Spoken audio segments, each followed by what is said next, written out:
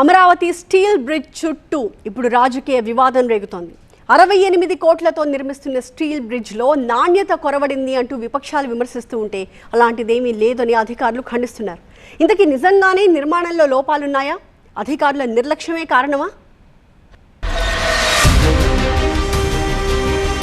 అమరావతి రాజధాని కనెక్టివిటీ కోసం ఏర్పాటు చేసిన స్టీల్ బ్రిడ్జ్ నిర్మాణంలో లోపాలున్నాయంటూ పెద్ద ఎత్తున విమర్శలు రావడంతో అమరావతి డెవలప్మెంట్ కార్పొరేషన్ లిమిటెడ్ అప్రమత్తమైంది. బకింగ్హామ్ కెనాల్ పై నిర్మిస్తున్న ఈ బ్రిడ్జి రాజధాని నగరం నుంచి నేరుగా 16 నెంబర్ జాతీయ రహదారికి అనుసంధానం చేసేందుకు వంతెనను 68 కోట్ల బడ్జెట్తో నిర్మిస్తున్నారు.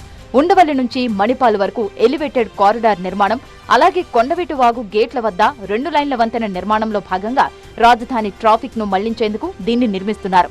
అత్యంత ప్రతిష్టాత్మకంగా చేపట్టిన ఈ వంతెనను తొలుత ఫిబ్రవరి నెలాఖరుకు పూర్తి చేయాలని భావించినా పనుల ఆలస్యం కావడంతో ఇంకా నిర్మాణ దశలోనే ఉంది.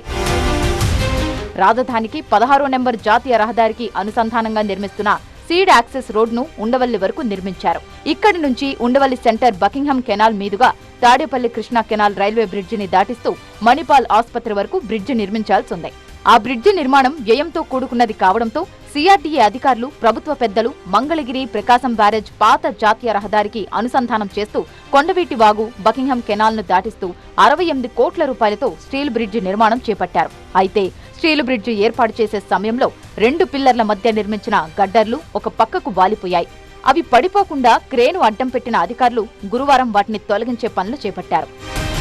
బకింగ్హామ్ కెనాల్లో నీటి ప్రవాహానికి అడ్డు రాకుండా ఆ చివర ఈ చివర 4 పిల్లర్లు ఏర్పాటు చేసి మధ్యలో సుమారు 40 అడుగుల మేర ఐరన్ గడ్డర్లు ఏర్పాటు చేశారు.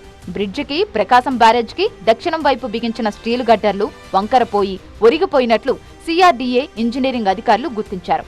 గత నెల 20వ తేదీన స్టీల్ బ్రిడ్జిపై కాంక్రీట్ వేసే సమయంలో ఈ లోపాన్ని గమనించారు. అప్పటి నుంచి బ్రిడ్జి మరింత ఒరగకుండా భారీ క్రేన్తో గడ్డను నిలబెట్టారు. అత్యంత ప్రతిష్టాత్మకంగా నిర్మిస్తున్న ఈ వంతెనపై ముఖ్యమంత్రి కూడా 3 సార్లు సమీక్ష చేశారు. పట్టణాభివృద్ధి శాఖ మంత్రి నారాయణ 9 సార్లు వంతెన పనులను ప్రత్యక్షంగా పరిశీలించారు. అప్పట్లో ఐరన్ స్వాన్లు బిగించారు. మొత్తం 4 లైన్ల వంతెన నిర్మాణంలో దక్షిణ భాగంలో నిర్మించిన వంతెన గడ్డర్లు కొన్ని వంకరపోయాయి. అయితే దక్షిణ భాగంలో నిర్మించిన 2వ వంతెన మధ్యలో గడ్డర్లు ఉండాల్సిన దానికంటే ఎక్కువగా వంకరపోయాయి. దీనిపై స్లాబ్ వేస్తే ఇబ్బందులు వస్తాయని అధికారులు హెచ్చరించడంతో కొద్ది కాలం భారీ క్రేన్ సపోర్టుతో నిలబెట్టారు. వంకర మరీ పెరిగిపోతూ ఉండడంతో వెంటనే తొలగించాలని నిర్ణయించారు. బుధ, గురువారాల్లో తొలగింపు పనులు చేపట్టారు. దక్షిణ భాగంలో ఉన్న వంతెన మధ్యలో ఉన్న స్టీల్ గడ్డర్లు తొలగించారు. అవన్నీ పూర్తిగా తొలగించి మరలా అలైన్మెంట్ పూర్తి చేసి స్లాబ్ వేస్తామని అధికారులు చెబుతున్నారు. గడ్డర్లు బిగించే సమయంలో కొంత వంకర వచ్చిందని, నిర్మాణ లోపాన్ని గుర్తించామని అధికారులు తెలిపారు. ఈ గడ్డరు పక్క తీసి పెట్టేటప్పటికి ఇక్కడ ఏదో జరిగిపోయిందన్న అపోహలో